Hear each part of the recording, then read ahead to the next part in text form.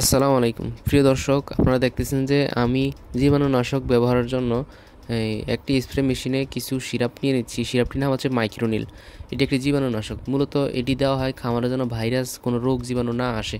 তো আমি এই স্প্রেটি খামারের ভিতরে এবং বাহিরে দু সাইড হাঁসের খাঁচা এবং সব জায়গায় আমি এই স্প্রেটি ব্যবহার করব। তো দেখেন এখানে আমি মূলত এই ওষুধটি প্রতি লিটার পানিতে প্রতি 10 লিটার পানিতে 1 ml। তো আমি এই ওষুধটি ব্যবহার করতেছি যে প্রতি 10 লিটার পানিতে 3 ml, কারণ এই ওষুধটি একটু অধিক কার্যকরী। তো এখানে আমি তো আর মুরগিকে খাওয়াইতেছি না, এখানে আমি স্প্রে করে দিতেছি। তো আপনারা যদি এই ওষুধটি ব্যবহার করেন 10 লিটার পানিতে 3 ml ব্যবহার করলে আশা করি ভালো। তো দেখেন আমি নেটে ইউজ করতেছি, কারণ নেটে ভাইরাসটা বাতাসের সাথে নেটে আসে, তো ফ্লোরে আসে, এখানে তিরপলে আসে।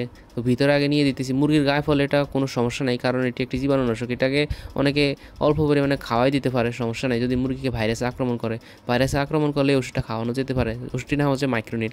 এখানে আমার খামারটি নিচে।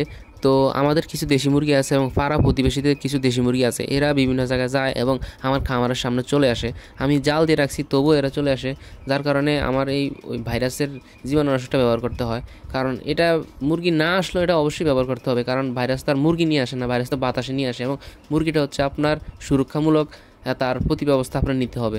কারণ মুরগিটা যদি এই যে দেশি মুরগি বা দেশি হাঁস, দেশি মুরগি, বিভিন্ন বন্য প্রাণী যদি আপনার খামার কাছে আসে, তাহলে কিন্তু ভাইরাসটা নিয়ে আসে। যদি আপনি এই জীবাণুনাশক স্প্রেটা ভিতরে এবং বাইরে ব্যবহার করতে পারেন, তাহলে আপনার নিশ্চিন্তে থাকতে পারেন, কারণ ভাইরাসটা কখনই মরে যাবে। তবে এটা আপনি 2 দিন পরে ইউজ করতে পারেন, একদিনই পরে ইউজ করতে পারেন। যদি একদিন পর ইউজ করতে পারেন তাহলে ভালো।